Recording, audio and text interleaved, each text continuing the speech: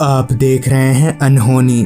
अनहोनी में आज की कहानी हमारे साथ शेयर की है विष्णु जी ने। तो चलिए बढ़ते हैं आज की इस कहानी की ओर। घटना है साल 1986 की, जो कि हमारे ही गांव में रहने वाले एक आदमी के साथ घटी थी, जिनका नाम देवा काका है। उन दिनों शहर के मुकाबले गांव तरक्की में काफ़ी पीछे था। उन दिनों गांव के ज़्यादातर घरों में इलेक्ट्रिसिटी नहीं पहुंची थी।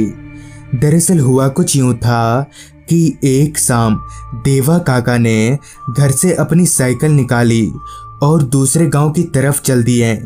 वो क्या है कि उन्हें बगल के गांव के सरपंच से कुछ ज़रूरी काम था, जिस काम के लिए देवा काका सरपंच के पास आए थे। उन्होंने उस सिलसिले में बात की। बात पूरी हो जाने के बाद काका सरपंच के घर से बाहर निकले।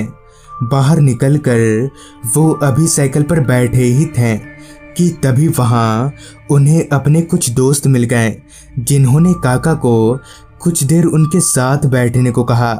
देवा काका को अपने दोस्तों के साथ बात करते हुए अब काफ़ी वक्त बीत गया था और अब आसमान पर सूरज की तेज किरणों के बजाय चांद की मध्यम रोशनी ने अपना डेरा जमा लिया था। लिहाजन काका अपनी जगह से उठते हुए बोले, अब मैं चलता हूँ, वो क्या कि रात हो जाएगी ना फिर।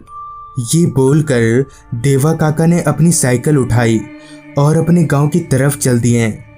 गांव के उन कच्चे रास्तों पर चांद की हल्की रोशनी के सहारे काका आगे बढ़े जा रहे थे। साइकिल चलाते हुए काका यही सोच रहे थे कि वो उस जंगल वाले रास्ते को पार कैसे करेंगे। दरअसल गांव वालों की माने तो वो जंगल वाला रास्ता रात के लिए बिल्कुल भी सही नहीं है। आखिरकार वो वक्त भी आया जब देवा काका उस जंगल वाले रास्ते के पास पहुंचे। उस जंगल में आगे जाने के सिवाय देवा काका के पास और कोई दूसरा चारा नहीं था, क्योंकि गांव में दाखिल होने का एकमात्र यही रास्ता था।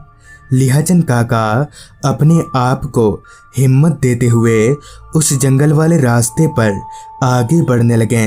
देवा काका अभी उस रास्ते पर थोड़ा आगे बढ़े ही थे कि तभी उनकी नज़र उनकी बाईं ओर खड़े एक पेड़ पर गई, जहां पेड़ पर फांसी से कोई औरत लटकी हुई थी।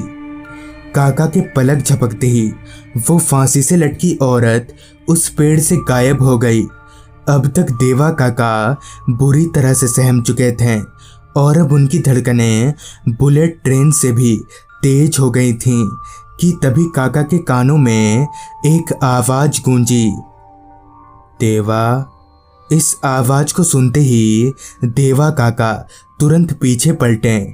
पीछे उन्होंने जो देखा उससे उनकी रूह कांप गई। दरअसल पीछे एक औरत थी। उसकी शक्ल मौत से भी ज़्यादा भयानक थी और उसकी आंखें पूरी सफ़ेद थीं। अब तक देवा काका बदहवास से हो गए थे।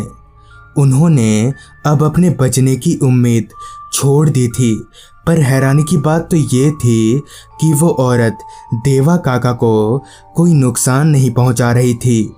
इसी मौके का फ़ायदा उठाकर काका वहां से भाग निकले। गांव पहुंचकर उन्होंने गांव वालों को पूरी बात बताई, जिसके बाद गांव वालों में से एक बुजुर्ग ने बताया कि दरअसल गांव में आज से कुछ साल पहले एक औरत हुआ करती थी, जिसके पति की किसी दुर्घटनावश मौत हो गई, जिसके बाद वो औरत थोड़ी पागल सी हो गई और आखिरकार उस औरत ने भी जंगल के एक पेड़ में फांसी लगा ली। किसी ने भी उसके शरीर का दाह संस्कार यानी उसे जलाया नहीं, जिस वजह से उसकी आत्मा यहीं उसी जंगल में कैद हो गई। तो दोस्तों, ये थी विष्णु जी की भेजी गई कहानी। अगर आपके पास भी ऐसी ही कोई कहानियाँ हैं तो हमारे साथ ज़रूर शेयर करें। तो मैं आर्यन जल्द ही मिलूँगा आपसे ऐसी ही एक कहानी के साथ।